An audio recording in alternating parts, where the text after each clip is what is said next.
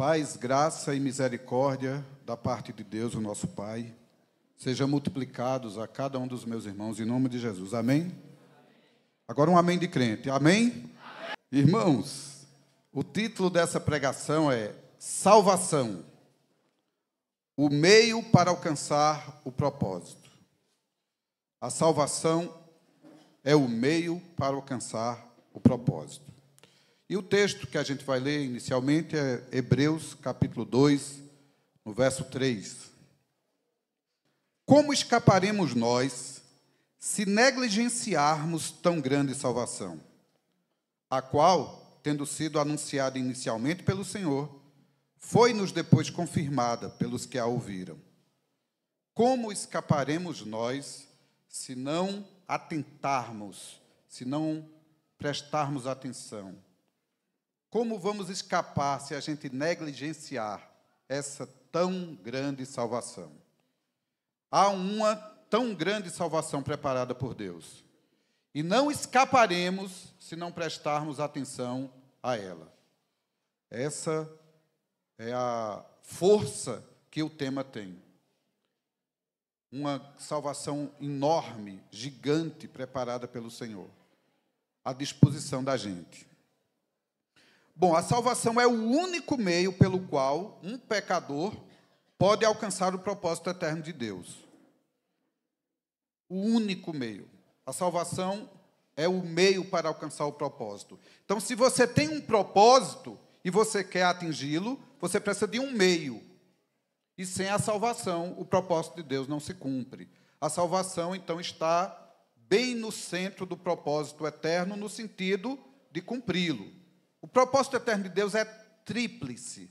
Então, são três coisas do propósito eterno de Deus. Pedro Paulo teve uma visão. Pedro Paulo era pastor em Recife, o Senhor para si o tomou. E ele teve uma visão que norteou sua vida, seu ministério. As grandes decisões que ele tomou na vida foram baseadas nesse tríplice propósito de Deus. Que o pai quer uma família, Carlsberg deve ter ouvido muito isso. Que o pai quer uma família, o filho quer uma noiva e o Espírito quer uma habitação. Esse é o tríplice propósito de Deus. A família para o Deus Pai. Que família é essa? Uma família de muitos filhos semelhantes a Jesus, para a glória eterna, para a adoração eterna de Deus Pai. O filho quer uma noiva. Como é essa noiva que o filho quer? Que noiva ele vem buscar? Uma noiva veinha, acabada, toda tronchinha, desarrumada, com a roupa suja. É assim a noivinha dele? Que noiva ele vem buscar? Uma noiva santa, pura, sem ruga, sem mácula. Essa é a noiva que ele vem buscar. E que tipo de morada o Espírito Santo quer para habitar? Que tipo de casa ele quer habitar? Uma casa limpa, um edifício bem ajustado, que cresce para santuário de Deus. Como está escrito lá em Efésios. Um edifício onde cada um de nós é um tijolinho. E ele cresce para santuário de Deus. Um lugar santo. Tudo tem a ver com santidade. A família é de filhos santos como Jesus. A noiva é santa. A morada é santa. A casa é santa. Como é que um monte de pecador consegue cumprir esse tríplice propósito de Deus? Olha a realidade da gente. Quando o propósito de Deus nos é anunciado, qual é a realidade da gente? A realidade da gente é o seguinte, ó. Lá em Romanos 3, 23, diz que todos pecaram e estão destituídos da glória de Deus. Como é que alguém vai ser uma família de muitos filhos semelhantes a Jesus, para a glória de Deus Pai, cheio de pecados e, portanto, destituídos da glória de Deus? Então, os pecados que a gente comete, os pecados que a gente pratica, eles são o alvo da ira de Deus. Deus é irado contra o pecado. Às vezes tem gente que diz assim, ó, Deus odeia o pecado, mas ama o pecador. Parte disso é verdade, mas tem um problema. Verdade é que Deus de verdade ama o pecador. Verdade também é que Deus odeia o pecado. Só que o pecado não é cometido assim do nada. Quem comete o pecado é um pecador. Então, se Deus coloca a ira dele contra o pecado, ele acerta em quem? Acerta no pecador. O pecado é uma mira laser assim na testa do pecador. Quando a ira de Deus se manifesta do céu contra toda a impiedade humana, como diz Romanos 1,18, ela vai acertar em cheio o pecador. A ira de Deus esgotou-se contra Sodoma e Gomorra. Não foram os pecados de Sodoma e Gomorra que foram atingidos pela ira de Deus. Foi o povo, foi a população de Sodoma e Gomorra. A ira de Deus se manifestou contra aquela geração que vivia nos dias de Noé, que só Noé achou graça diante de Deus. Uma multidão inteira foi alvo da ira de Deus. E não foram as mentiras, as corrupções, os pecados em si que foram punidos. Foi uma multidão que foi punida. O pecado atrai a ira de Deus, e a ira de Deus se manifesta contra o pecador. Então, essa é a situação da humanidade. Em Salmo 14, e em Romanos 3 repete isso, diz que todos nós pecamos e nos tornamos inúteis. Todos pecaram e não há quem faça o bem. Não há um sequer. Todos, um pelo outro. Aqui no Nordeste, o povo gosta de dizer a expressão assim: comedor de feijão e farinha, um pelo outro, não escapa um. Quando eu estou pregando, eu gosto de lembrar de Maria. Quando Maria descobriu que estava grávida de Jesus, imagine a mulher que Deus escolheu. Entre todas as gerações de mulheres, Deus, em sua onisciência, Deus saberia a vida, o caráter, a condição de todas as mulheres de toda a história do universo. As que já nasceram, morreram, as que ainda vão nascer. Deus conhece a história delas todas. E, no meio de todas, Ele escolheu Maria para ser a mãe biológica de Jesus Cristo. Extraordinária escolha dele. E quando Maria descobriu que estava grávida, ela fez uma música. Ela era ministra de louvor lá da igreja primeira lá. E a canção dela era assim: minha alma engrandece ao Senhor, e o meu espírito se alegra em Deus, meu Salvador. Se Maria, que é Maria, precisava de um Salvador, imagine nós outros. Se a pessoa selecionada para a missão mais nobre dessa terra precisava ser salva, ela disse: muito obrigado, Senhor, porque tu atentaste na baixeza de tua serva e me deste essa honra de ser a mãe do meu Senhor. Essa atitude de se achar necessitado de salvação, de se sentir necessitado, é que faz a gente entender a verdadeira salvação.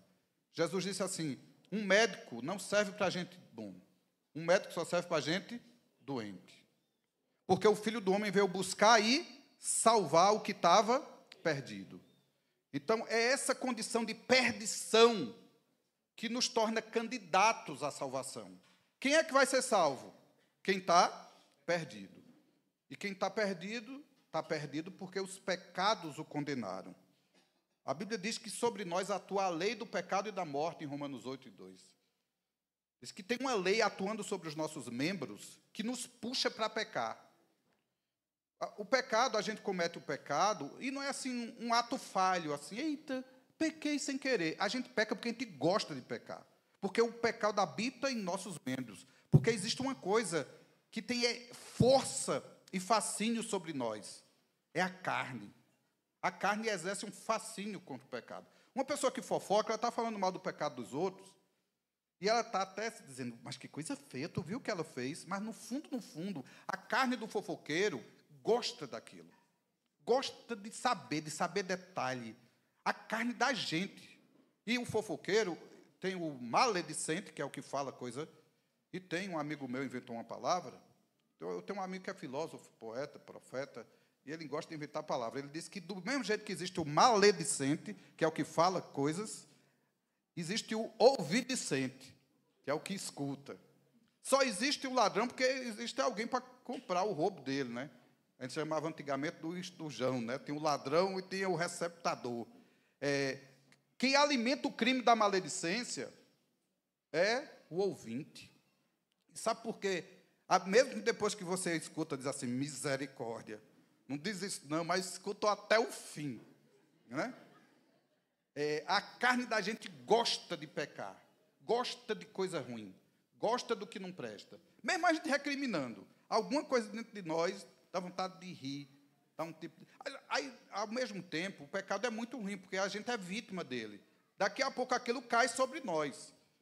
Então, eu tenho um amigo que gosta muito de pregar, Marcelo, parceirão, e ele diz assim para a pessoa, pecado não é bom não. Ó. Por exemplo, você traz sua mulher, arranja uma moça bem bonita, e você está feliz da vida porque você conseguiu um alvo, uma conquista.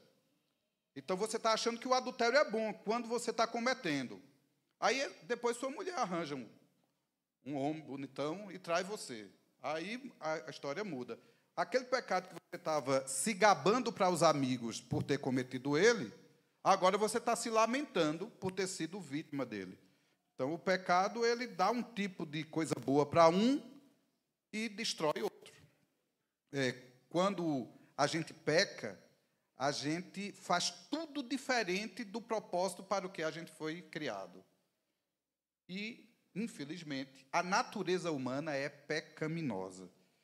A Bíblia diz que a gente é escravo do pecado. Jesus já tinha dito, aquele que peca é escravo do pecado, lá em João 8. Em Gálatas 3 também diz que a gente está encerrado, preso, escravizado pelo pecado. E Efésios 2, de 1 a 3, chega a dizer que nós somos filhos da ira, debaixo do governo de um espírito que atua nos filhos da desobediência. Nós nascemos numa terra onde as pessoas que nascem dessa terra, basta nascer, está debaixo do governo, quando Paulo estava falando ali, quem está no comando? E a Bíblia diz que Satanás é o príncipe das trevas deste século, que o mundo jaz no maligno. Essa palavra jaz você só encontra no cemitério. Aqui jaz fulano de tal. Jaz é quem está morto ali. O mundo jaz no maligno, o mundo está morto nos seus delitos e pecados, escravo de Satanás, sob a condenação de Deus, alvo da ira de Deus. Essa é a realidade humana.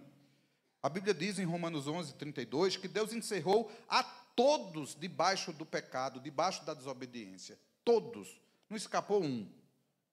A Bíblia diz que o nosso coração é inteiramente inclinado desde a infância. Quando Deus decidiu mandar o dilúvio, os velhos viviam 900 anos.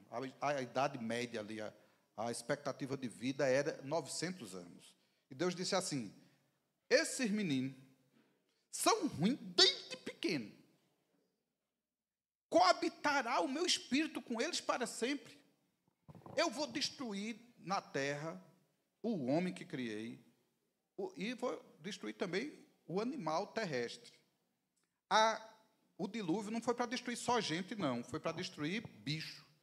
Porque os bichos eram domesticados por gente ruim. Papagaio só falava coisa, o que ali? Só o que não presta, só corrupção.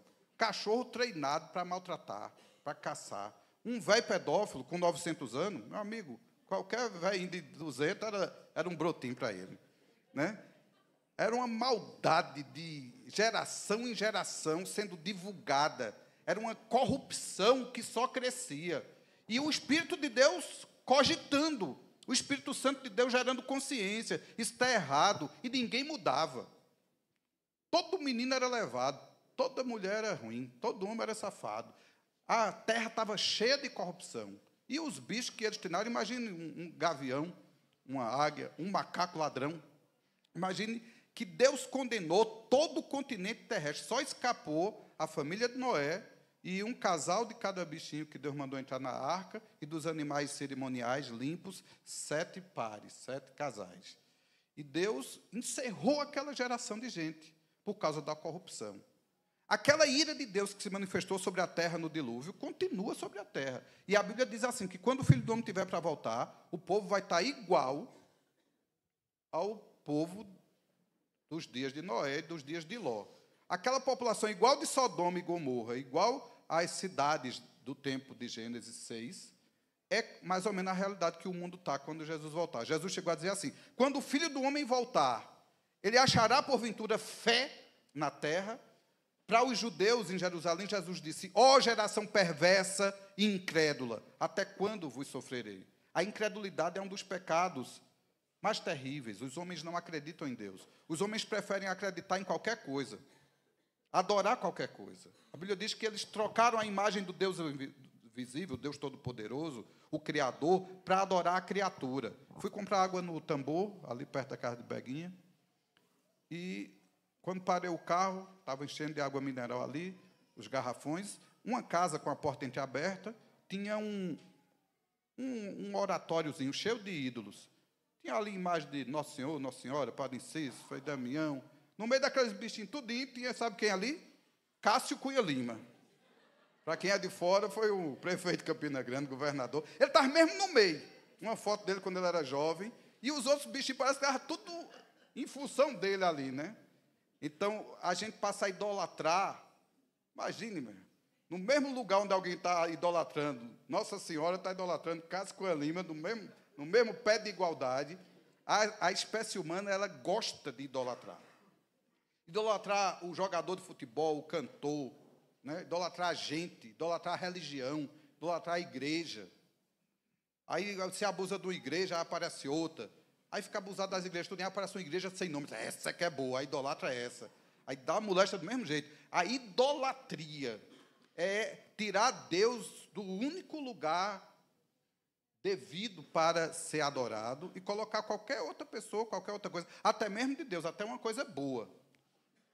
Por exemplo, a gente usa uma cruz como símbolo de comunicação. Aqui mesmo atrás tem uma. Essa, pelo menos, está vazia, não tem ali uma imagem nela. Mas não é para adorar a cruz, não é para adorar a Bíblia, não é para adorar a banda. Tem gente que passa o tempo todo, quase não olha Jesus, mas olha bem a banda, ou banda boa, né? Então, tem gente que troca o local de adoração, o ambiente de adoração, do centro da adoração, que é o próprio Senhor, para adorar as criações, né?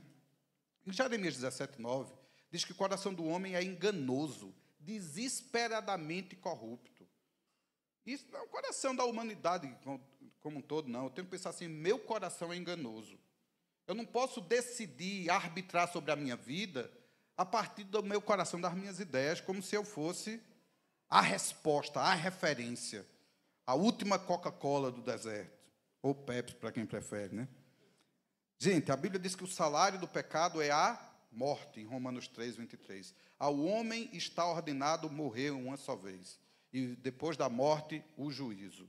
Todos pecaram, todos estão condenados à morte, e assim o povo vem morrendo, morrendo, morrendo. Isso é a realidade da humanidade. Em resumo, somos incapazes de salvar nós mesmos.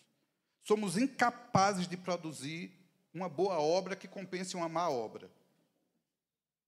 Se uma pessoa matar uma filha minha, ela pode dar um rim para outra, pode dar um olho para outra, ela pode... Nada que ela fizer com minhas outras filhas vai pagar e compensar a filha que aquela pessoa me tirou. Nenhum pecado que é cometido pode ser melhorado, perdoado, coberto por uma boa obra que alguém faça. Boa obra não salva ninguém. Nós precisamos desesperadamente da salvação produzida pelo Senhor. Essa tão grande salvação que tira o homem desse estado de destruição, de perdição, de corrupção total, de depravação. Os calvinistas adoram usar essa expressão. Depravação. O homem é depravado. É mesmo. Desde a sua infância. Mas Deus preparou um plano da salvação. E essa salvação, ela é um milagre. A salvação é algo daquilo, como Jesus disse lá em Mateus 19, falando sobre o jovem rico, que alguém disse assim é impossível alguém se salvar. Ele disse, é mesmo. Mas o que é impossível para o homem é possível para Deus. A salvação é algo impossível para o homem, mas possível para Deus. Efésios 2, de 1 a 3, fala um pouco sobre esse contraste entre aquilo que Deus fez para nos resgatar. Efésios 2, de 1 a 3. Ele vos deu vida, estando vós mortos nos vossos delitos e pecados, nos quais andastes outrora, segundo o curso deste mundo, segundo o príncipe da potestade do ar, do espírito que agora atua nos filhos da desobediência, entre os quais também todos nós andamos outrora, segundo as inclinações da nossa carne, fazendo a vontade da carne e dos pensamentos, e éramos, por natureza, filhos da ira, como também os demais. Mas Deus, sendo rico em misericórdia, por causa do amor com que nos amou, nos deu vida juntamente com Cristo, pela graça sois salvos. É muito importante atentarmos para essa salvação. Bom, essa salvação já foi profetizada no dia que o problema começou. Quando foi que o problema começou na humanidade? Quando Adão e Eva comeram da fruta que Deus mandou não comer. Deus disse assim: coma de toda a fruta que tiver aqui no jardim, menos da fruta daquela árvore. É a árvore do conhecimento do bem e do mal. É uma fruta que não existe mais na terra, não é maçã, não é nenhuma fruta dessas que tem por aí, certo? É uma árvore que foi extinta, a árvore do conhecimento do bem e do mal. E quando Eva comeu primeiro, depois Adão comeu, eles inauguraram o pecado no mundo. Imediatamente vieram as consequências. O Senhor já tinha avisado a eles: no dia que você comer, você vai morrer. A primeira morte que aconteceu com eles foi a morte espiritual. A morte espiritual, que para eles foi uma novidade, que eles eram vivos espiritualmente. O espírito deles era vivo, em plena comunhão com o Espírito de Deus. E quando eles pecaram, o espírito deles perdeu a comunhão com Deus. O Espírito Santo sobrou ali apenas aquela consciência, sobrou apenas uma fagulha, mas mortos espiritualmente, destituídos da presença e da glória de Deus. Bom, quando Deus está dizendo que a terra ia ser maldita por causa de Adão, que a mulher ia ter as dores de parto multiplicadas, lá no meio dessa conversa de Deus, trazendo as consequências do pecado, Deus diz assim: porém inimizade entre ti e falando da serpente em relação à mulher. Porém inimizade entre a tua descendência e a sua descendência. Aí ele diz assim, tu lhe ferirás o calcanhar, mas ele esmagará a tua cabeça. Havia uma profecia que um dia nasceria o filho de uma mulher. E esse filho de mulher iria esmagar a cabeça da serpente. E essa foi a primeira profecia sobre a salvação. Depois tem uma profecia lá em Isaías 9, muito linda, tem uma canção muito linda que diz: porque um menino nos nasceu, um filho se nos deu, o governo está sobre os seus ombros, né? Que palavra linda essa palavra sobre ele. E ele é o caminho da salvação. Ele será chamado de maravilhoso, conselheiro, Deus forte, Pai da eternidade e príncipe da paz. Zacarias também tem uma situação, Zacarias, o pai de João Batista, porque ele ouve uma profecia do próprio Senhor ali, que o filho dele seria alguém que ia cumprir uma profecia, e o menino nascido de Zacarias, o João Batista, recebe a seguinte profecia lá em Lucas 1, verso 76, diz assim: tu, menino, serás chamado profeta do Altíssimo, porque procederás o Senhor, preparando-lhe os caminhos. Precederás o Senhor, preparando-lhes os caminhos, para dar ao seu povo conhecimento da salvação no redimi-lo dos seus pecados. Então, Jesus veio para trazer a salvação e João Batista foi um profeta que anunciou o caminho do Senhor, preparou esse caminho. Depois, Simeão. Simeão era um profeta velhinho que recebeu uma mensagem de Deus dizendo que um dia ele ia tomar em seus braços o Messias, o Salvador. Mas ele ficou tão velho que ele parou de ir para as reuniões. Mas um dia ele estava em casa, já não ia mais para as reuniões, e o Senhor falou com ele: é hoje. E ele foi se arrastando para aquela reunião. Foi se arrastando: é hoje, é hoje. Como alguém falou hoje aqui, a espera acabou. Quando ele chega lá no templo, aquele velhinho, chega na hora, José, Maria, com Jesus bebezinho, para apresentar ele diante do Senhor. E Simeão pega ele nos braços e diz: Senhor, despede o teu servo em paz, porque os meus olhos viram a salvação. Ele estava pegando. João, quando escreve o Evangelho, ele fala de Jesus muito, mas na primeira carta de João, 1 João 1, de 1 a 3, em sequência, ele diz assim: aquilo que temos visto e ouvido, e que nossas mãos apalparam acerca do verbo da vida, isso vos testificamos para que a vossa alegria seja completa. E Simeão foi um desses que pegou a salvação com 5 quilos. Pegou a salvação com os olhinhos ainda fechados, porque demorava naquela época os olhos abrir, né? Pegou ali Jesus doido que acabasse logo aquela oração para ele mamar. Era a única coisa que ele sabia fazer naquela época, era chorar e mamar. Mas ali estava a salvação de Deus, o menino que nos nasceu, o filho que nos foi dado. Ali estava o maravilhoso, o conselheiro, o pai da eternidade, o príncipe da paz, disfarçado de bebê. E as profecias foram se cumprindo, de modo que Jesus é o autor da salvação. O próprio nome Jesus é uma palavra que significa Jeová salva, o Senhor salva. E em Atos 4, 11 e 12, é um dos textos que eu mais gosto de repetir na minha vida. É o texto que diz assim: porque nenhum outro nome há debaixo do céu, pelo qual importa que sejamos salvos. É o nome de Jesus, é o nome que salva. Olha como é bom dizer isso, diga assim: nenhum outro nome há debaixo do céu, pelo qual importa que sejamos salvos. Agora vamos dizer todo mundo junto as duas frases. Nenhum nome há debaixo do céu, pelo qual importa que sejamos salvos. Foi um ensaio assim, quase uma missa. Vamos fazer melhor.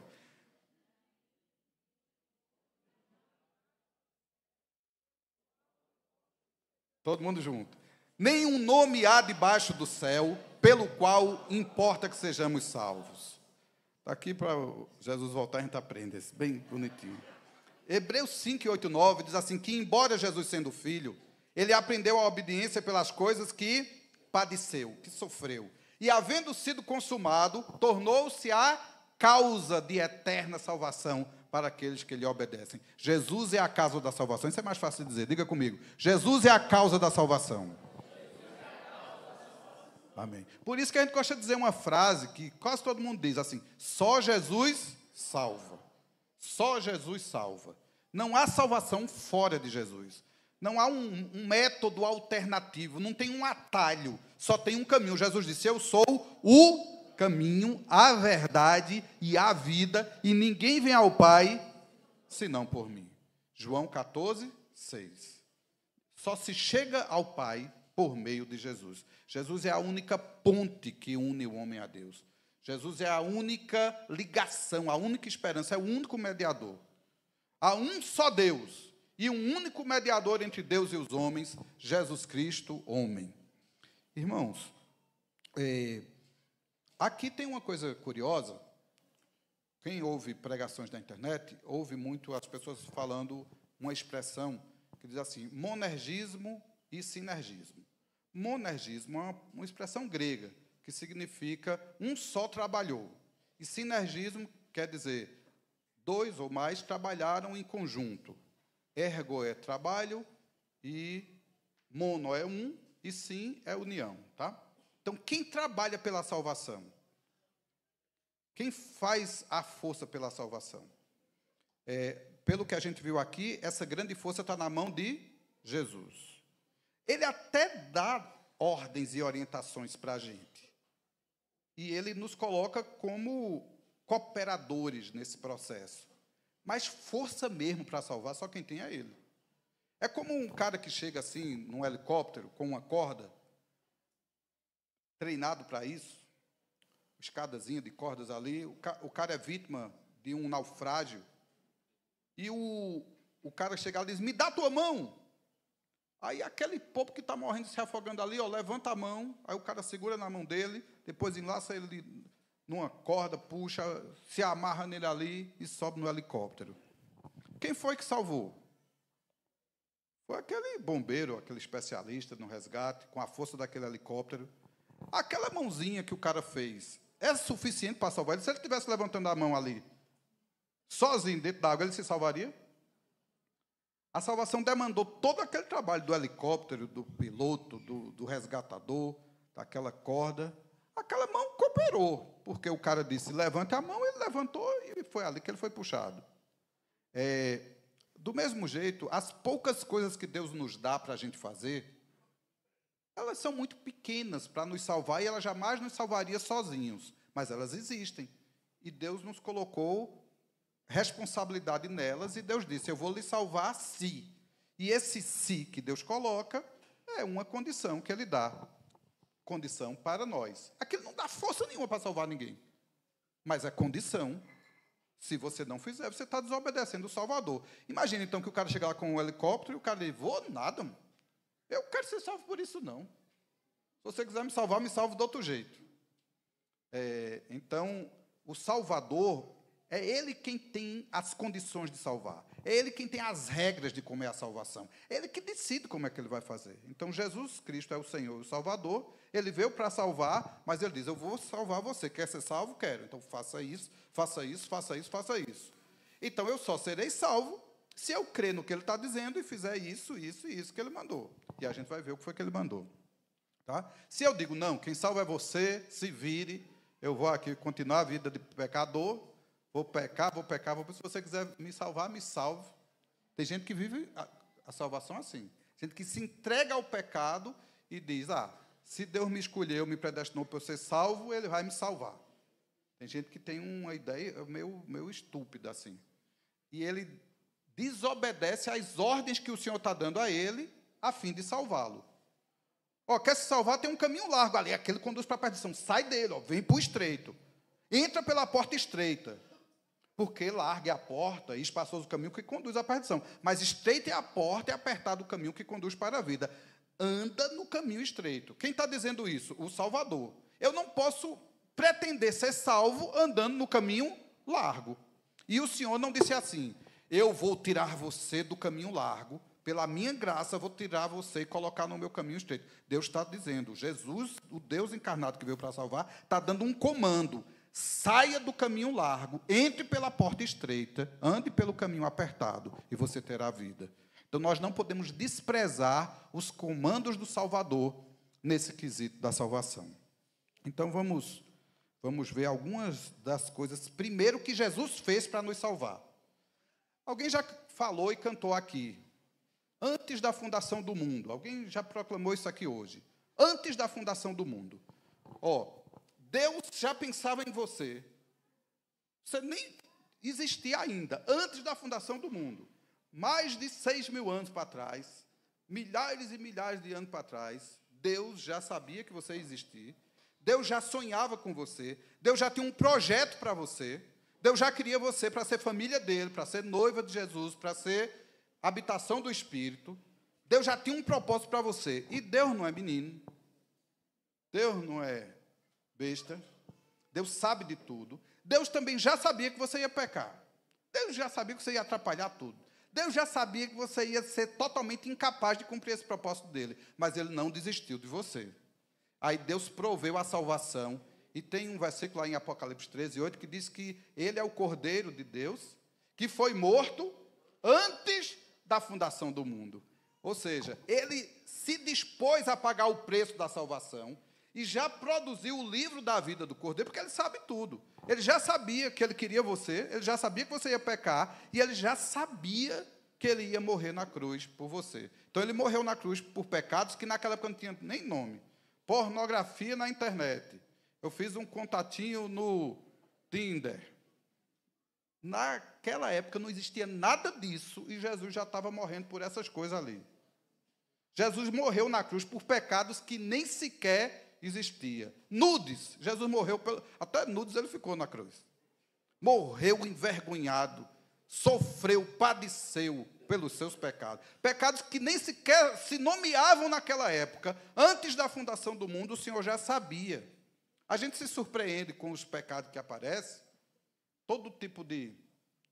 No tempo da Bíblia, já existia homossexualidade. A Bíblia usava expressões como pederastria, como sodomia. Eram poucas palavras usadas para dizer isso. Hoje, é o alfabeto quase inteiro para dizer as modalidades que tem de opções, né? LGBTQIA+, QQ, é tanta coisa, né? Admirador, ajudante, né? E a Bíblia, então, afirma que Jesus morreu pelos pecados de todos os Qs e As e Bs e Cs, pelo alfabeto inteiro. De A a Z, Ele tomou todos os pecados para nos salvar. Então, só que Ele já decidiu isso antes da fundação do mundo, tá? Então, Jesus já é o autor da salvação, antes mesmo do pecado existir. Aí você diz assim, Deus foi cúmplice do pecado? Não. O pecado foi invenção da gente. Deus foi cúmplice do propósito eterno. Ele criou você para ser santo. Ele sabia que você ia pecar. E ele preparou a salvação. O pecado não foi uma surpresa para Deus. Deus não...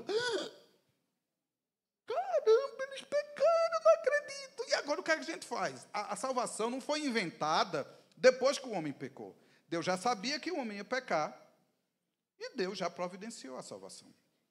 Isso, sabe o que é, gente? É um sinal de esperança. A esperança. A esperança para o perdido. A esperança para a salvação. A salvação, ela não é devido ao mérito e ao merecimento de ninguém. Sabe aquela pessoa que você diz assim, essa pessoa não merece ser salva? Foi para ela que Jesus morreu. Foi para ela que Jesus veio. Jesus é o autor da salvação. Bom, mas para salvar alguém, a Bíblia diz que nós somos salvos pelo precioso sangue de Jesus. Jesus tinha sangue antes da fundação do mundo? Não. Antes da fundação do mundo, ele era o Verbo, um ser espiritual, todo-poderoso, onipotente, eterno. Ele não tinha sangue. Ele criou o sangue quando ele criou a terra aqui. Não há nem relato que os anjos tenham sangue. Então, não, né, tu sabe nem se anjo sangra. Agora, quando ele criou suas criaturas dotadas de sangue, ele criou o sangue. Mas para salvar a gente, ele precisava ter sangue para derramar por nós. Porque está escrito lá na lei que sem derramamento de sangue não há remissão de pecados. Para ter sangue, o Verbo virou gente e veio morar entre nós. Ele se encarnou, ele virou aquele bebezinho.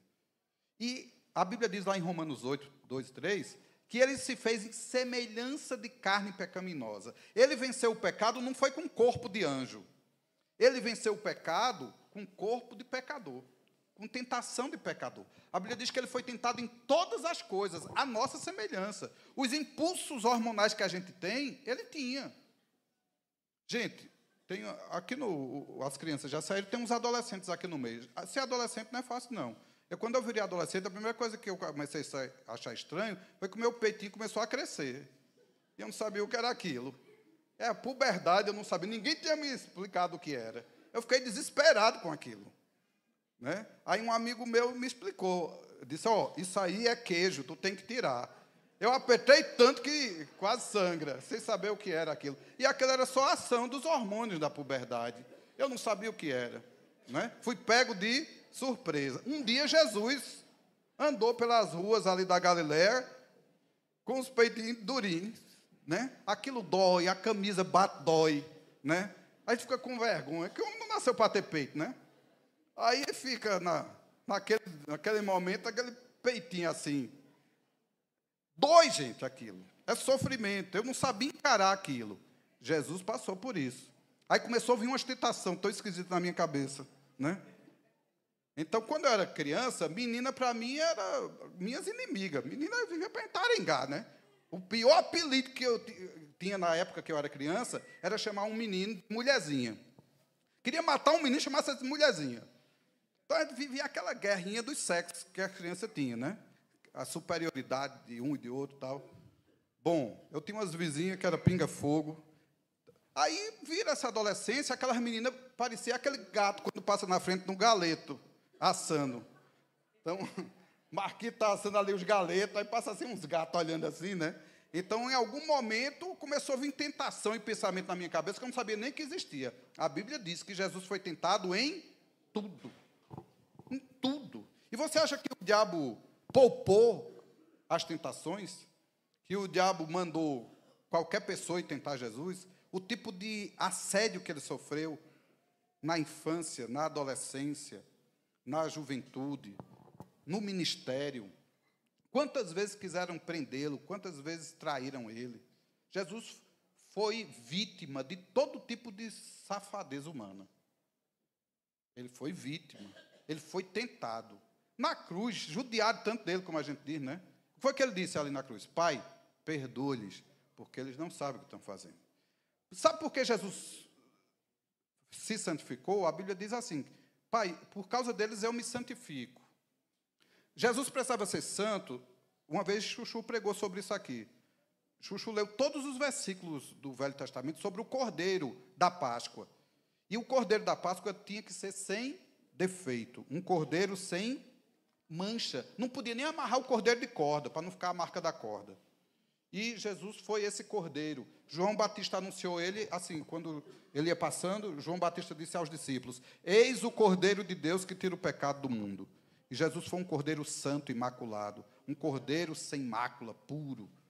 E esse é um dos títulos que ele tem. Lá no Apocalipse, quando foi dito que tinha um livro fechado de selo, e ninguém no céu, nem na terra, nem debaixo da terra foi achado digno de abrir esse livro e desatar-lhe os selos, foi anunciado ali por um ancião: eis alguém que é digno. Quem é ele? O cordeiro. E eis que vinha um cordeiro como tendo sido morto. É Jesus, um cordeiro que foi morto, santo, puro, sem mácula, por amor a você. Ele andou por toda parte só fazendo o bem, curando as pessoas, abraçando as pessoas, perdoando pecados, libertando vidas, expulsando demônios. Ele veio para salvar. Ele diz: eu vim para buscar e salvar o perdido. Eu vim para salvar. E ele andou por toda parte fazendo o bem, curando a todos os oprimidos do diabo, porque Deus era com ele. Deus o aprovou com sinais, prodígios e maravilhas. Até que ele chega na cruz e ele morre. Na cruz há uma troca. O justo pelos injustos. O pecador tomou o lugar do santo e o santo o lugar dos pecadores. A ira de Deus se manifestou contra Jesus para que a herança de Jesus fosse distribuída para nós. É uma troca muito injusta. O evangelho é uma loucura. Como é que Deus mata seu Filho Santo para salvar um bocado de gente pecador? É loucura o evangelho. A palavra do evangelho é loucura. E tem gente que não acredita no evangelho exatamente por isso. É bom demais para ser verdade. Tem gente que diz assim: quando a esmola é muito grande, até o santo desconfia. Tem gente que não se salva, ele acha mais fácil dizer assim: eu vou me ajoelhar no milho, eu vou me chicotear. Tem gente que nesse período da quaresma, entre o carnaval e a Páscoa, eles se flagelam, fazem coisas para merecer a salvação. Mas a salvação ninguém merece, e nada que a gente faça merece. Mas Jesus sofreu naquela cruz tudo o que a gente precisava sofrer para que ele pudesse nos salvar. Depois ele ressuscitou.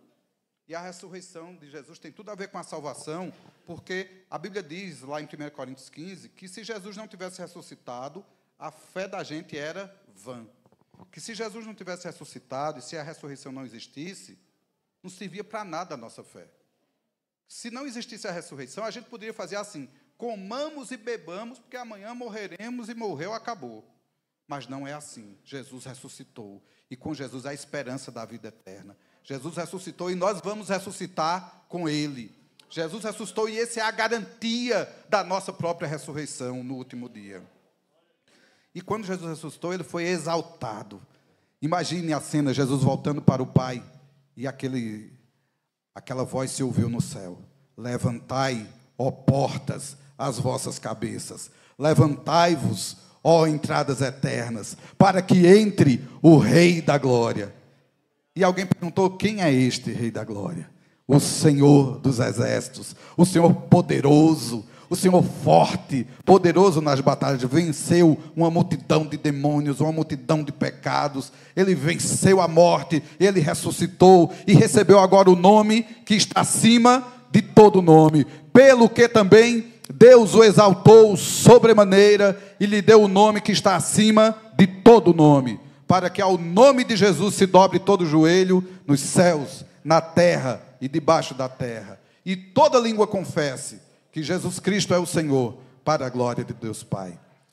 Quando Jesus foi exaltado, ele recebeu esse nome que salva. A gente é salvo pelo nome de Jesus. A gente é salvo confessando o nome de Jesus. A Bíblia diz: todo aquele que confessar o nome do Senhor será salvo. A gente é salvo porque a gente é batizado em nome do Pai, do Filho e do Espírito Santo. E o nome do Pai, do Filho e do Espírito Santo é esse nome poderoso. É o nome de Jesus. Jesus é o único nome dado debaixo dos céus, pelo qual importa que sejamos salvos. E esse é o nome da exaltação. O nome diante do qual o demônio não resiste, doença não resiste, pecado não resiste. É o nome poderoso, é o nome eficiente. Nele está a graça e a verdade. E ele sabe onde está agora? À direita do Pai, trabalhando para nos salvar, como advogado. Lá em Romanos 8,34 diz que ele intercede por nós. É um advogado.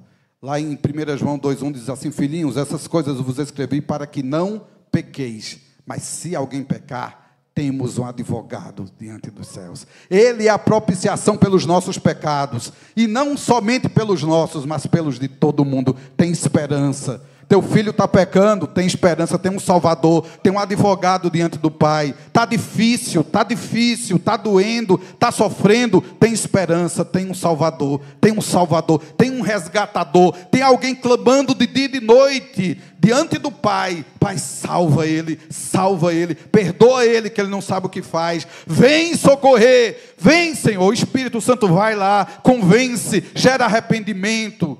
Assim o Senhor está trabalhando pela nossa salvação dia e noite, sem parar. A salvação é um processo. A salvação não é um dia que alguém levanta a mão e diz: estou salvo. A salvação é todo um processo que começou na eternidade e vará até a eternidade inteira. Varará, você liga a palavra que eu inventei agora. Vai percorrer a eternidade inteira. Jesus é o Salvador, continua sendo o Salvador. Então a gente foi salvo quando a gente foi resgatado do mundo. A gente continua sendo salvo todo dia do poder do pecado. E a gente será salvo da presença do pecado quando o Senhor voltar. E quando o Senhor voltar, o soar daquela trombeta, então aparecerá no céu o sinal do Filho do Homem. E todos os povos da terra se lamentarão e verão o Filho do Homem vindo sobre as nuvens do céu com poder e muita glória. Os que morreram em Cristo ressuscitarão primeiro ao ouvir essa trombeta.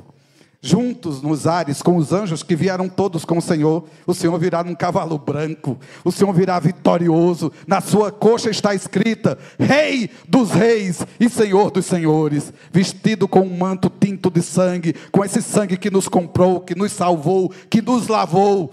De eternidade a eternidade Ele será o nosso Senhor. Aqueles que estivermos vivos seremos arrebatados e nos encontraremos com o Senhor nos ares. Estaremos para sempre com o Senhor. E Ele enxugará dos nossos olhos toda lágrima. Nunca mais vai ter dor, nunca mais vai ter deficiência, nunca mais vai ter TPM, nunca mais vai ter menopausa, nunca mais vai ter diarreia, nunca mais vai ter problema, doença, pecado, tentação, queda, desvio.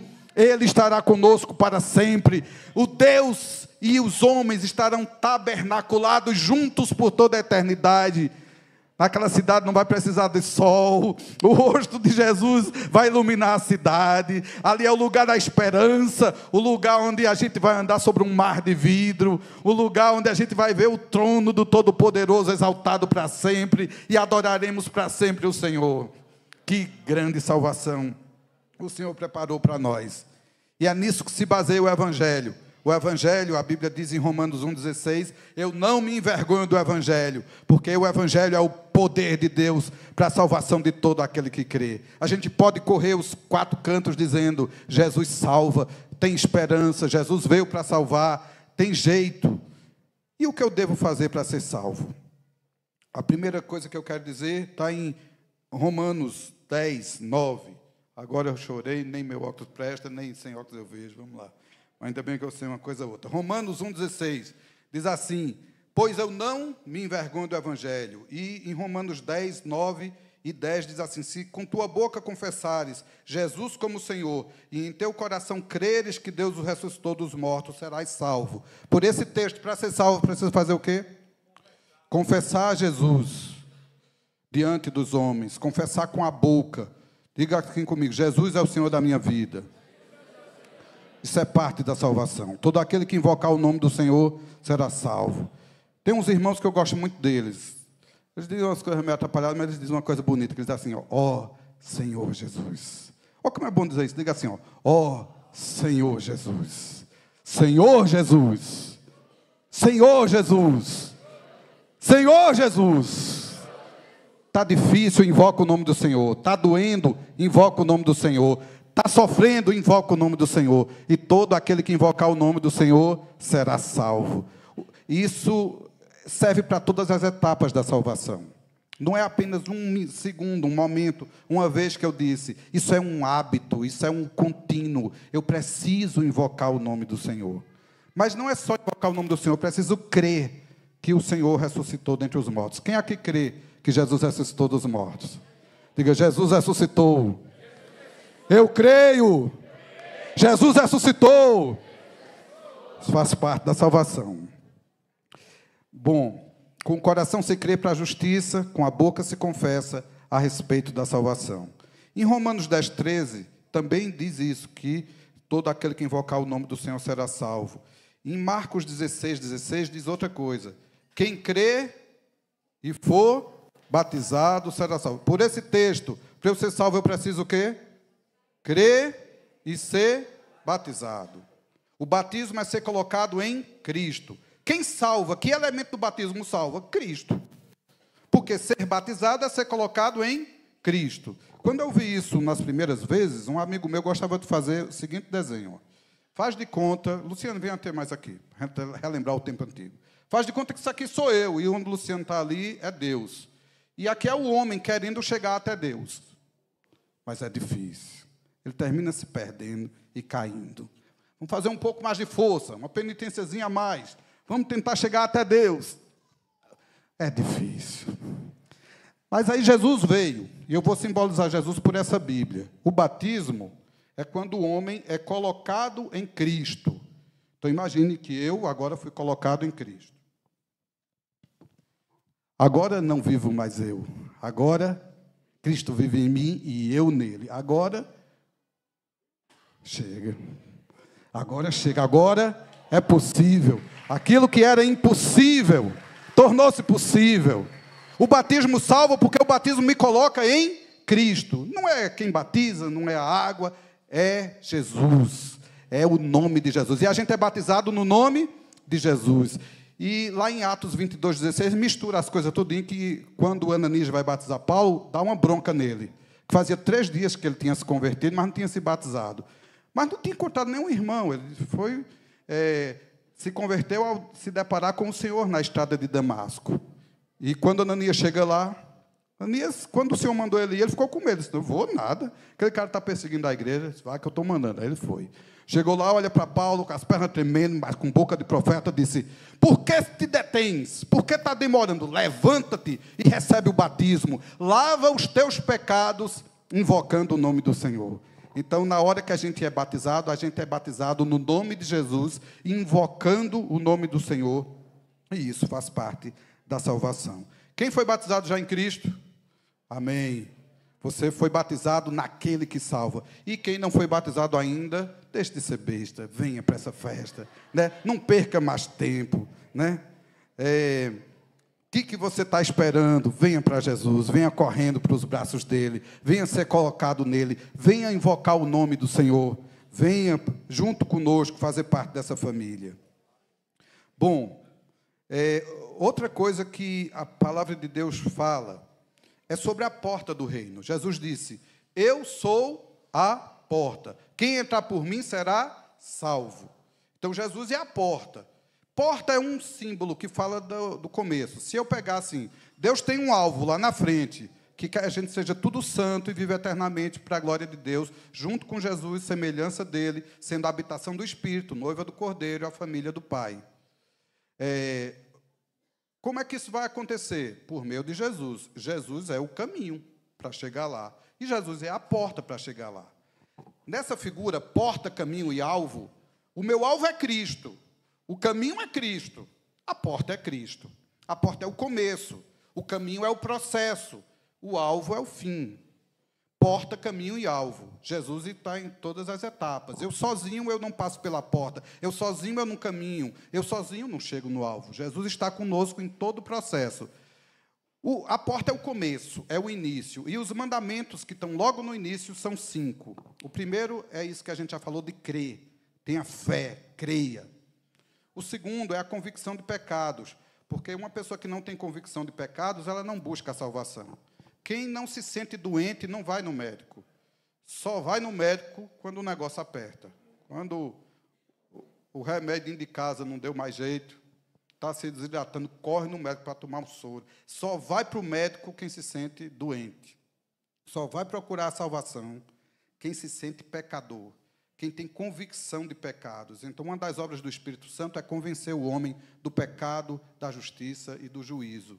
Então, se você tem fé em Deus, se você tem convicção de pecados, a primeira ordem do Senhor, quando Ele pregou o Evangelho, foi: arrependei-vos e crede no Evangelho. Essa é a primeira ordem. Em todas as vezes que Jesus chegou pregando, Ele disse: o reino de Deus chegou, se arrependa. Arrependimento faz parte da salvação. O Senhor deu o arrependimento para a salvação, como diz em Atos, capítulo 11. É muito importante que a gente entenda isso. O arrependimento, o batismo, o dom do Espírito Santo. São as coisas logo do início. O Espírito Santo é o selo da salvação. Deus não quer que essas 5 coisas aconteçam espaçadamente, de retiro em retiro. Num retiro você creu, no outro você teve convicção do pecado, no outro você batizou, no outro você foi batizado no Espírito Santo. Não, no mesmo dia, o Espírito Santo quer gerar tudo isso em nós, quer que a gente entre no reino. Entrar por essa porta estreita é passar por essas coisas para entrar no caminho, ser revestido de Jesus para viver isso tudo. Temos que desenvolver a nossa salvação.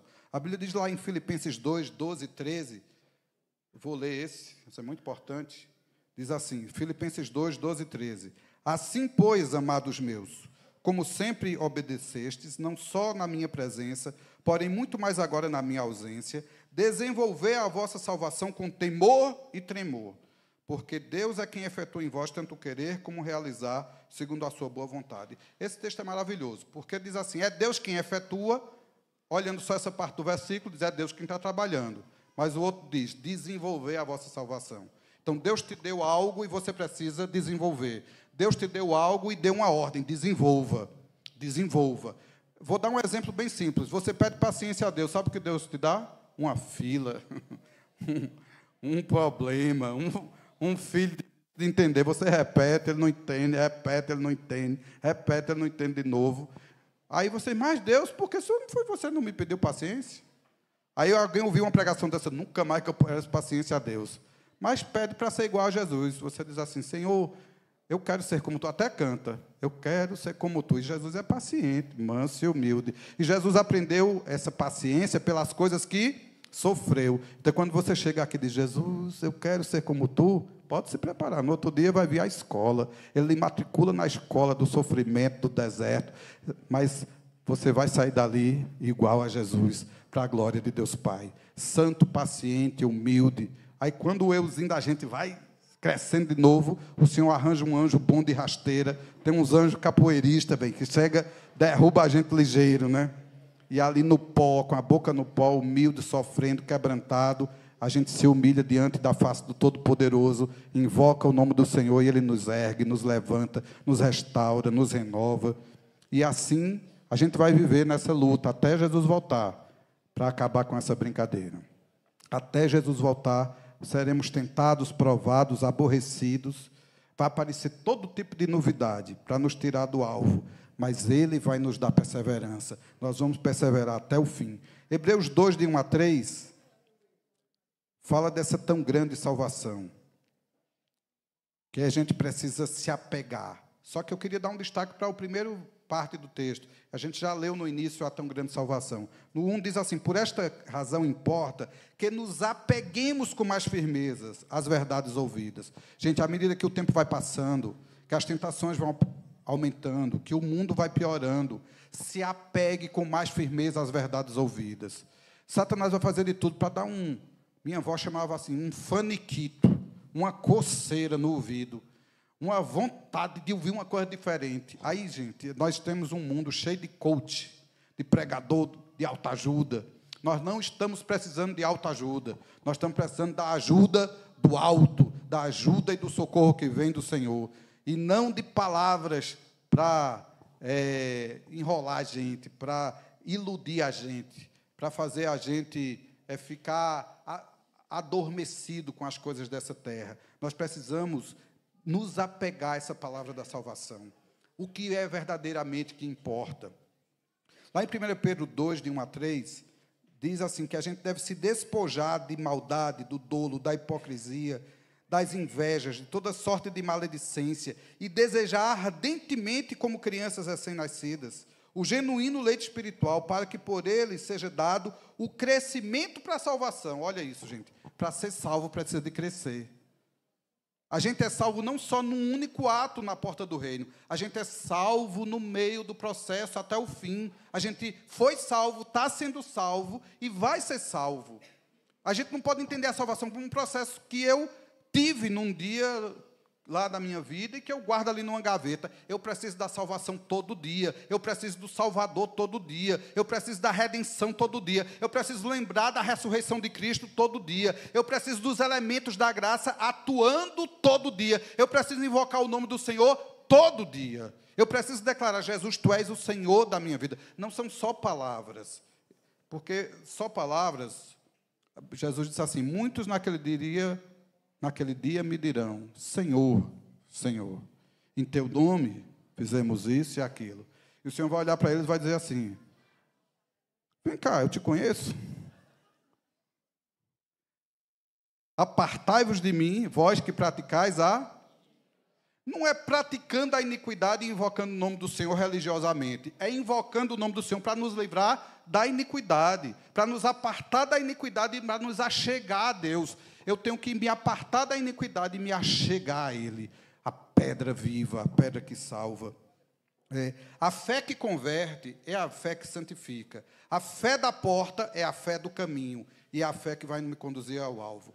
A graça que me salvou é a graça que vai me educar. Lá em Tito diz: a graça de Deus se manifestou salvadora a todos os homens, para que, renegadas a impiedade e paixões humanas, vivamos nesse presente século sóbria, justa e piedosamente.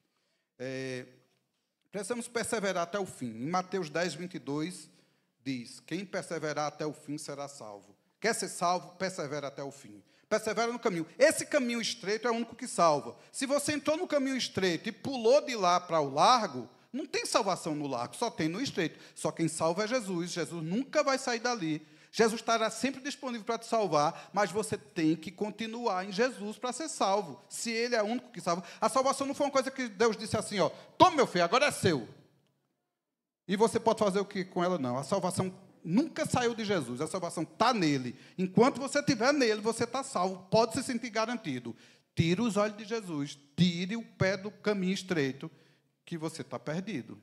Não há esperança no caminho largo, não há esperança numa vida depravada, não há esperança numa vida de pecado, só há esperança em Jesus.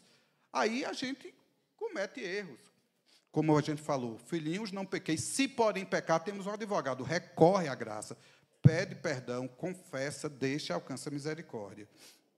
Gente, eu posso dizer, uma vez salvo, salvo para sempre? Posso. Porque sabe quando é que você vai poder dizer isso? Quando a trombeta tocar. Ali você está salvo. A salvação completou. Salvo para sempre. Quem for salvo, será salvo para sempre. Ouça a trombeta. A trombeta tocar, você está salvo.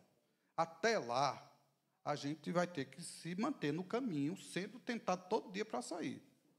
Todo dia para sair. Quem é mais poderoso? Jesus. Ele é poderoso para nos guardar, é poderoso para nos sustentar, é poderoso para nos salvar. Ele só está dizendo assim: continua comigo, continua pegado na minha mão que eu te salvo. Aí você abandona Jesus, solta a mão dele e quer a garantia da salvação, porque você um dia pegou na mão dele. Imagina uma multidão. E uma criancinha está segurada na mão do pai. Ela está segura. Aí ela se solta. Ela continua segura porque um dia pegou na mão do pai? Não. A segurança sempre será na mão do pai. E até Jesus disse essa segurança. Diz: as minhas ovelhas ouvem a minha voz, e eu as conheço, e elas me seguem, e eu dou-lhes a vida eterna. E meu Pai que mais deu é mais poderoso do que eu, e ninguém as arrebatará da mão do meu Pai. Nós somos duplamente seguros. Estamos na mão de Jesus e na mão do Pai. Agora, saia da mão do Pai. Essa mão do Pai que nos protege não é uma prisão. Ele não fica ali dizendo: sai daí não. Eu te segurei aqui, ó. Minha graça é uma camisa de força, não sai não. Essa mão de Deus que nos protege do inimigo não rouba de nós o arbítrio de dizer assim: ei, eu quero sair. O Senhor abre. Enquanto você estiver sob as mãos dele, você está seguro, o maligno não lhe toca. Mas se você sai dessas mãos poderosas, não há garantia de salvação fora de Jesus. Não há garantia de salvação fora de Jesus. Aí alguém me disse assim, boas obras não salva não. Salva mesmo não. Quem dirá a má obra. Porque tem gente que diz que boa obra não salva para cometer a má. Mas se a boa obra não salva, quem dirá a má? Quem salva é Jesus. Permaneça em Jesus, fique em Jesus, segure na mão de Jesus, sustente nele, permaneça no caminho, fuja do pecado, fuja daquilo que lhe afasta do Deus vivo. Isaías 59 diz assim, minhas mãos não estão encolhidas que eu não possa salvar, mas os vossos pecados fazem separação entre vós e o vosso Deus. Os meus ouvidos não estão tapados que eu não posso ouvir. Então, quer se achegar a Deus, o primeiro comando é, se arrependa. Se arrependa. Você estava no caminho e deu uma atrapalhada, se arrependa. O arrependimento é sempre um convite a voltar para Jesus, largar o que você está fazendo e voltar para Jesus. Bom, imagine voltando para aquele navio que explodiu, pessoas naufragaram. Aí uma pessoa se agarrou ali num pedaço de madeira e está segura. Depois apareceu um bote ali, alguém inflou um bote, pulou ali, está um pouquinho mais segura. E depois chegou o helicóptero, pegou aquela pessoa, levou lá para um porta-aviões que tinha lá mais na frente, a pessoa está segura. Mas ela ainda está dentro do mar. Aquele helicóptero pode cair, aquele bote pode furar, aquele porta-avião pode explodir. Ela só vai estar segura de verdade quando ela chegar do outro lado. Salvação é do mesmo jeito. Jesus manda todo tipo de ajuda. Jesus manda o bote, o barquinho, porta-avião. E ele está em todo esse processo. Mas quando é que a gente vai estar seguro? Quando a gente estiver na Nova Jerusalém. Até lá, a gente tem que lutar para se manter firme ali. Atento. Atento. Vigilante. Por isso que o Evangelho é cheio de palavras de vigilância. Vigiai. Vigiai, para que aquele dia não te pegue de surpresa. Vigie, vigie, vigie, porque a gente precisa se manter perseverando na salvação. Gente, só que, enquanto você está no caminho estreito, você não pode ter dúvidas da sua salvação. A segurança da sua salvação está em Jesus. A Bíblia diz que nós temos o capacete da salvação. Isso é repetido em Efésios 6:17, em 1 Tessalonicenses 5, de 8 a 10. Diz que nós temos o capacete da salvação. Um capacete protege a mente da gente, protege a cabeça da gente, dos impactos. Um capacete é uma parte da armadura que protege uma parte vital. A salvação é um capacete para nós. A gente tem que assumir essa identidade. Eu estou salvo. Eu estou salvo. Jesus me salvou. Eu sou um salvo em Cristo. Eu sou um crente em Cristo. Eu fui batizado em Cristo. Eu invoco o nome do Senhor. Eu estou salvo. Eu não mereço ser salvo, mas eu fui salvo. Eu preciso ter certeza da minha salvação. A Bíblia diz lá em João 5:24 assim: quem ouve a minha palavra e crê naquele que me enviou, tem a vida eterna. Não entrará em condenação, mas passou da morte para a vida. Tenha toda segurança em Jesus. Tenha toda segurança em Jesus. Ele não vai te abandonar, ele não vai te largar, ele não vai desistir de você. Permanece nele. Ele só nunca vai te oprimir. Ele só nunca vai te obrigar a seguir o caminho dele. Sempre ele vai lhe dar essa opção. Por isso que o Evangelho é todo cheio de sis. Se. Isso é o amor dele dizendo, eu tinha poder de te obrigar. Quando Jesus diz assim, eis que estou à porta e bato. Se alguém ouvir a minha voz e abrir a porta, eu entrarei. Porque ele disse, quando Jesus ressuscitou logo, os discípulos estavam numa casa toda trancada, com medo de serem presos. Jesus precisou que alguém abrisse a porta para ele entrar? Não, ele emburacou e entrou, atravessou a parede. Se Jesus quisesse entrar no coração de qualquer pessoa, ele entrava sem pedir licença. Mas ele não fez assim. Ele pede. Quem invade sem pedir licença é o cão. Dê bobeira, dê lugar ao diabo. A Bíblia diz, não dê lugar ao diabo. Dê uma brechinha, que o bicho vai e entra. Agora, Jesus não. Jesus, educadamente, ó. Aí, ó, chama pelo nome. Clécio, cheguei. Pode entrar. Ele quer ouvir isso, ó, pode entrar que a casa é sua. Entre, tome o lugar de honra, tome o melhor lugar. E assim está a salvação, em Jesus. Eu tenho a salvação por meu capacete. Gente, na Bíblia tem conversões muito lindas. Zaqueu.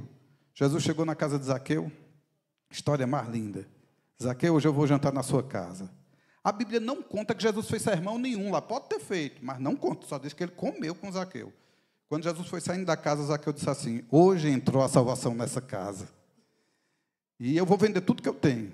E vou seguir Jesus. E se eu roubei alguém alguma coisa, eu vou pagar 4 vezes mais. Maria Madalena, Jesus expulsou dela 7 demônios. Ela era prostituta da corte. Ela virou uma seguidora de Jesus. Ela foi a primeira mulher a ver Jesus ressurreto. E o Evangelho deixa bem claro. E Maria Madalena, aquela de quem ele expulsou 7 demônios, foi a primeira a vê-lo. Quando ela estava ali ajoelhada, chorando. Ele chegou perto, ela achou que era o jardineiro. Aí ela ali disse: Senhor, me diz onde tu puseste o corpo do meu Senhor, para que eu vá lá e embalsame ele, ajeite ele, limpe ele, enterre ele de novo. Aquela voz maravilhosa disse: Maria. E ela reconheceu a voz do mestre, disse: Rabone. E quando foi segurar ele, ele disse: não me detenhas, porque eu ainda vou para o meu pai. Ele apareceu por amor àquela mulher, que ele veio para salvar o perdido. Ele veio para buscar e salvar o perdido. Jesus salvou o carcereiro de Filipos, o endemoniado gadareno. Jesus salvou milhares e milhares de pessoas na história da Bíblia. Tem uma história aqui que eu acho muito linda, a história de Eric. Eric, levanta a mão para o pessoal ver você. Nem para você levantar a mão, que ele é bem alto, mas todo mundo vê ali, ó, Eric. Eric, eu posso errar em algum detalhe, porque minha memória, além de ruim, ela é floreada. Mas a história é baseada em fatos reais. Como Deus salvou Eric. Eric teve uma doença que os médicos não tinham mais esperança. E a mãe de Eric morava em Recife na época. Foi num centro de macumba, num terreiro, porque ela achou que era a única esperança para ela. Chega naquele bairro de Recife, sem saber onde era, pergunta a uma senhora no caminho: onde é que eu encontro o terreiro tal e tal? A mulher disse: terreiro, coisa nenhuma, eu sei onde é, mas não digo não. Eu estou indo para a igreja agora, a senhora vai comigo e a gente vai orar a Deus lá. E a mulher disse: então vamos. Quem saiu de casa para ir para um terreiro, caiu num círculo de oração. Oraram lá pelos enfermos, ele foi curado milagrosamente na hora. Aquilo que não tinha jeito para a medicina, teve jeito. E ficou uma semente do amor de Deus no coração de Eric. Ele veio morar em Campina Grande. Sabe o que foi que aconteceu em Campina Grande? Toda quinta-feira, alguns homens aqui da igreja jogam bola. E toda vez que ele passava, ele via aqueles homens ali jogando bola, às vezes via ele orando. Ele passava sempre naquele caminho. Até que um dia parou, ficou, foi fazendo amizade, foi jogando bola, foi conversando, até que foi batizado em Cristo. Ele, sua esposa. Glória a Deus. Não foi quando você tinha 4 anos que Deus começou a trabalhar pela sua salvação, não, Eric. Foi antes da fundação do mundo. Ele já sabia o que ia acontecer com você. Ali ele já colocou seu nome no livro da vida do Cordeiro. Dizia: aquele que perseverar até o fim, jamais eu riscarei o seu nome do livro da vida. Esse é o nosso Deus. Persevera nele, Eric. Você vai crescer, vai dar fruto. Sua história vai alcançar muitas pessoas. Para a glória de Deus. Para a glória de Deus. Gente, a salvação é de graça ou é pela graça? O que vocês acham? Salvação é de graça ou pela graça? Depois vamos ler a Bíblia. Romanos 3, 24. Sendo justificados gratuitamente pela graça, mediante a redenção que há em Cristo Jesus. Gente, a salvação é de graça e pela graça. Por que é de graça? Porque você não pagou preço nenhum por isso. A gente fala do preço de seguir a Jesus num sentido, é uma parábola, que diz que o cara que vai construir uma casa tem que sentar primeiro para calcular o preço, porque tem as condições. Senão, o cara, quando corta a sapata, chega à parede meia, não tem como concluir, e fica todo mundo zombando dele, dizendo: começou e não teve como concluir. Aí existe essa parábola de pagar o preço. Mas esse preço não paga a salvação, não. A Bíblia diz que não foi nem com prata, nem com ouro, que fomos resgatados do nosso fútil procedimento, mas pelo precioso sangue de Jesus. Amém? Diga isso para a pessoa que está do seu lado. Você foi resgatado pelo precioso sangue de Jesus. Resgatado pelo sangue. Renata, você foi resgatada pelo sangue de Jesus. Olhe, a graça é o poder de Deus que atua em nossas almas para a gente crer, para a gente perseverar, para a gente se sustentar até o fim. Em tudo existe graça. A graça de Deus está em todo o processo. A graça de Deus é maravilhosa. A salvação é esse mecanismo pelo qual a gente é salvo pela graça de Deus. Pela graça sois salvos por meio da fé. Isto não vem de vós, é um dom de Deus, um presente de Deus. Esse dom, quer dizer, é de graça. E é por intermédio da graça. É a ação de Deus trabalhando para nos salvar. Irmãos, história mais curiosa sobre graça foi uma história que Jesus contou. Diz que um homem tinha uma vinha e 6 horas da manhã, bem cedinho, primeiras horinhas do dia, ali quando o dia clareou, amanheceu o dia. Ele foi para a praça procurar trabalhadores para trabalhar na sua vinha. Todo mundo estava lá disponível, ele levou. Só que tinha muito trabalho. Aí ele voltou na praça, tinha mais gente lá. Fez, bora trabalhar? Bora. Acertado, ó, vamos acertar um valor aqui. Qual é o dinheiro da sua diária? Não, é padrão, é 1 denário a diária. E aí depois passou de novo, umas 9 horas, tinha gente lá. Ei, vamos trabalhar? Aí saiu. Meio-dia ainda tinha gente na praça. Toda vez que ele ia na praça, voltava com gente para trabalhar. Até, gente, que ele passou de 5 horas da tarde, o expediente terminava de 6. 5 horas da tarde, ele estava resolvendo as coisas pela rua, quando chegou lá, gente que só molesta na praça. Ele falou, ei, pai, vamos trabalhar. Por que vocês estão aqui, você fazendo nada? Pai, ninguém nos contratou. Não, vamos, que eu tenho trabalho para vocês. Aí, na hora de receber o salário, quando deu 6 horas, terminou o dia, eu vou pagar o salário de cada um. Ele começou a pagar primeiro para esses que trabalharam só 1 hora, de 5 às 6. E aí ele deu 1 denário a cada um. Os caras que começaram a trabalhar bem cedinho na manhãzinha, caramba, a gente vai ganhar muito dinheiro.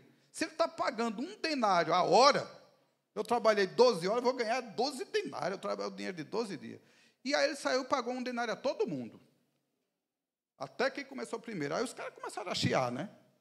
Rapaz, pagou a gente mesmo, todos os caras não fizeram nada. Aí ele disse, eu acertei com vocês quanto? Você acertou 1 denário. Se eu não estou pagando o que eu acertei, é justo. Agora, vocês vão achar porque eu sou bom e quis dar o outro denário ao outro? Aí qual é a moral dessa história? É que o cara que chegou de 6 horas da manhã e trabalhou até 6 horas da noite, o salário dele foi justo, merecido. E para esse outro, que só trabalhou 1 hora e ganhou o salário do dia todo, aquele salário dele não foi merecido. Aquele salário dele foi graça. Foi misericórdia.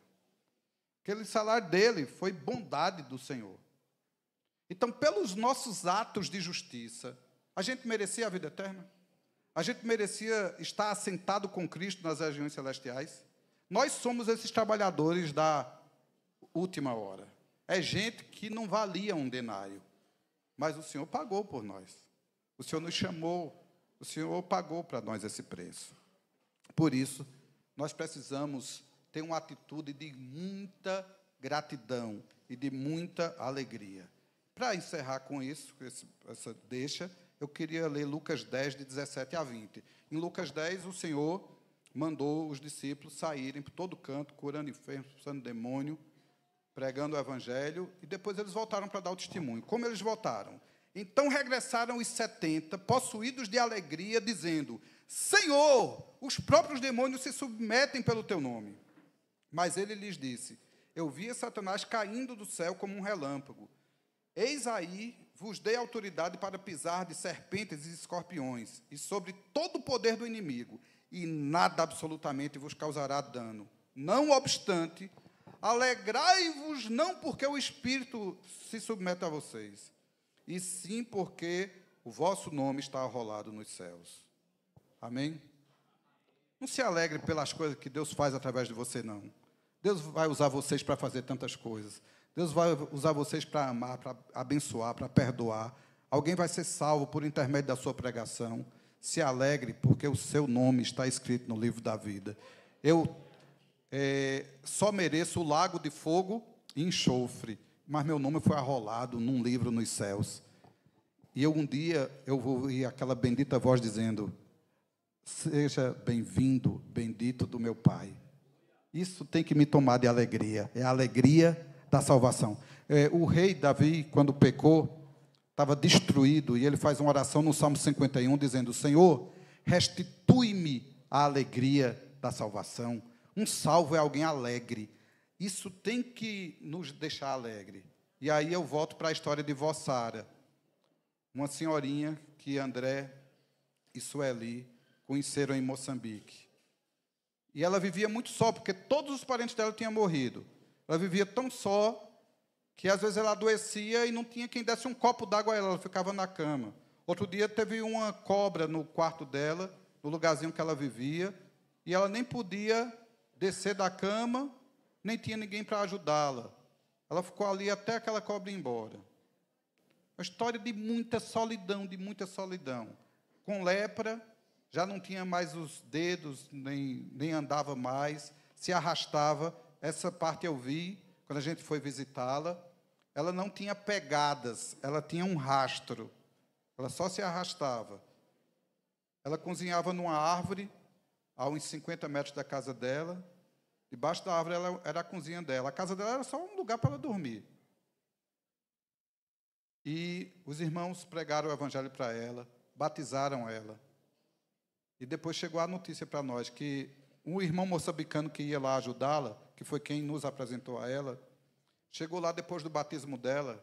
Como é que está, Vó Sara? Disse: eu estou bem. Desde o dia que vocês me batizaram, eu nunca mais me senti só. Porque tem um homem de branco que ele vem toda noite aqui, ele fica olhando assim para mim, o rosto dele brilha. E eu olho para ele e eu nunca mais me senti só. A alegria da salvação. Vó Sara foi salva. Você foi salvo. Maxson foi salvo. Ei, Max, de onde Deus te tirou? Aí, gente, não dá para a gente comparar a leve e momentânea tribulação que a gente passa nessa terra com a salvação que nos está preparada, com o eterno peso de glória, com a vida abundante que Jesus veio ter para nós.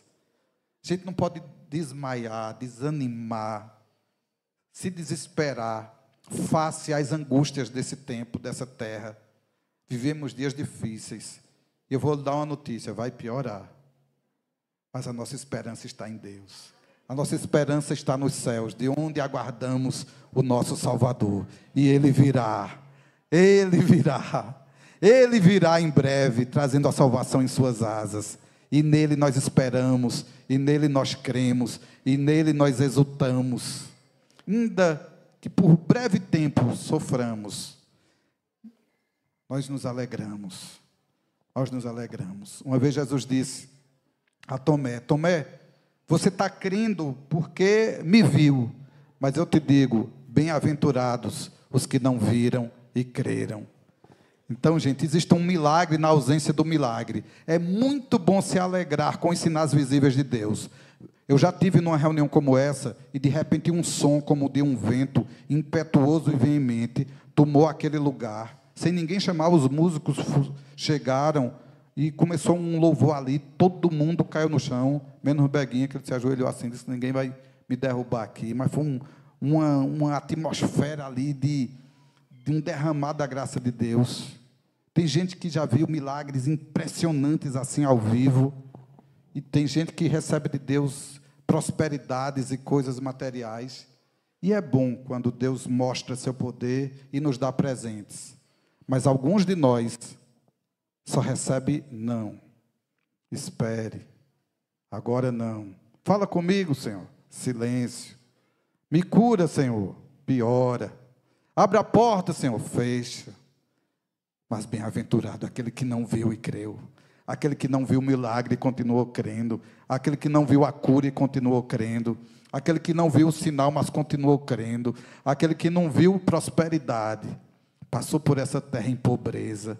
Jesus está dizendo: bem-aventurado o que chora, porque vai ser consolado. Bem-aventurado o manso, porque vai herdar a terra. Bem-aventurado o humilde de espírito, porque será filho de Deus. Bem-aventurado quando você é perseguido, maltratado, injustiçado, injuriado. Bem-aventurado, exultai, alegrai-vos, grande é o vosso galardão nos céus. Então tem uma irmã abençoada que diz assim: está sofrendo? Louve. Está chorando? Louve. Está difícil? Louve. E o teu louvor invade os céus. E há um cálice nos céus que guarda as lágrimas dos santos, a intercessão dos santos. E um dia o Senhor nos adornará com os adufes, com os louvores, aqueles em meio às lágrimas que a gente produz. Um irmão teve uma visão do céu, e nessa visão que ele teve, houve um silêncio no céu, e o Pai se levantou do trono. E o anjo que estava fazendo aquele Heaven Tour com ele lá pelo céu, aquele anjo chegou para ele e disse: o Pai achou verdadeiros adoradores. E aqui tudo para quando o Pai encontra verdadeiros adoradores. E o irmão perguntou assim: e onde é? Eu vou levar lá. E ele disse: rapaz, se no céu não tinha os verdadeiros adoradores, Deus parou, de onde será que vem? De que lugar vem esse? E Deus traz esse homem aqui para a terra. Tinha uma congregaçãozinha, cheia de teia de aranha, só tinha 4 senhorinhas ali, juntando os dentes de tudo e não davam uma dúzia. E aquelas velhinhas cantando uma música desafinada. E aí ele perguntou assim para o anjo: é essa a adoração? Essas velhinhas estão orando aqui há muitos anos. Muitos anos que elas vêm aqui orar todo dia. Nunca receberam um sim. Nunca desanimaram, nunca desistiram, nunca pararam de adorar. A adoração em espírito e em verdade é aquela que é forjada no meio da tribulação, da dor, da angústia, da ausência de sinais. Ela é pura, ela não é uma barganha, ela não depende de uma negociação. Ela vem de uma convicção: eu só mereço o lago de fogo e enxofre. E Ele me deu um lugar no céu. Ele escreveu meu nome no livro da vida. Ele me resgatou da minha vã maneira de viver. Ele me chamou para o seu reino e glória. Eu posso encher a boca para dizer: eu sou filho de Deus. Não importa o que eu sofro, não importa o que eu passo, não importa o que alguém diz, não importa. Eu sou filho de Deus. Eu sou filho de Deus. É isso que Deus quer de nós. Uma adoração que vem em espírito e em verdade. Porque nós fomos salvos para adorá-lo. Fomos salvos para viver para a sua glória.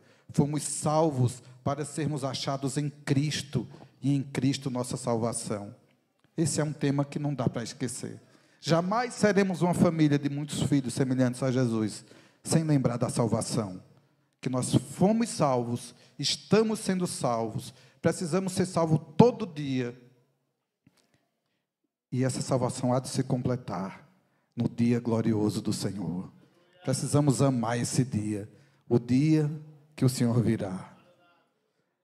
E por isso a gente diz Maranata. Maranata é assim: acabou a tentação, acabou o risco, acabou o perigo, acabou a dor, deu jeito, o pecado foi vencido, o último inimigo será vencido, a morte. E alguém vai dizer: onde está a morte, a tua vitória? Onde está a morte, o teu aguilhão? Jesus venceu a morte, e depois de vencer a morte, Ele terá então sujeitado a si todas as coisas, e Ele mesmo se sujeitará ao Pai, dirá: Pai, teu é o reino, teu é o poder, e tu é a glória para sempre. Vamos honrar a Deus e celebrar a Deus. Nós vamos convidar os irmãos para cantar uma canção aqui. Aí os levitas escolhem aí a adoração, mais adoração que tiver aí para a gente louvar. Eu queria pedir a uns amigos para tirar aqui esses objetos daqui da frente.